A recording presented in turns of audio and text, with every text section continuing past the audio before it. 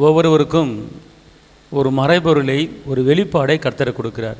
ஒரு வார்த்தை என் கண்ணு முன்னால் ஓடுச்சு, தெளிவாக அது தெரிஞ்சுது.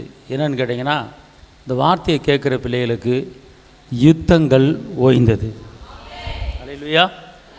யுத்தங்கள் ஓய்ந்தது, சண்டைகள் ஓய்ந்தது, நெருக்கங்கள் ஓய்ந்தது, பிரச்சனைகள் ஓய்ந்தது, பிரிவினைகள் ஓய்ந்தது, வழக்காடுதல் ஓய்ந்தது.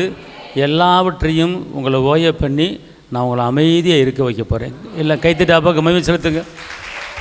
எத்தனையோ ஆண்டுகளாக, எத்தனையோ நாட்களாக உங்களுக்கு வழக்காடுதல்,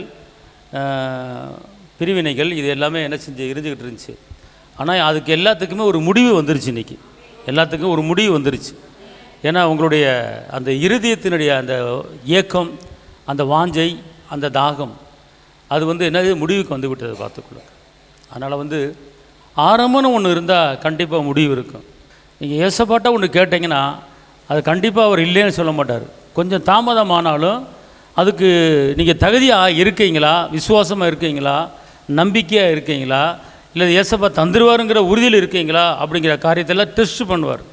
அந்த டெஸ்ட்டில் நீங்கள் ஜெயிச்சிட்டிங்கன்னா கண்டிப்பாக நம்பரில் கர்த்தர் உங்களுக்கு பதிலை கொடுப்பார். ஒவ்வொருவருக்கும் கர்த்தர் சொல்லுகிற ஒரே ஒரு வார்த்தை, யுத்தங்கள் ஓய்ந்தது, வழக்காடுதல் ஓய்ந்தது, பிரச்சனைகள் ஓய்ந்தது, பிரிவினைகள் ஓய்ந்தது.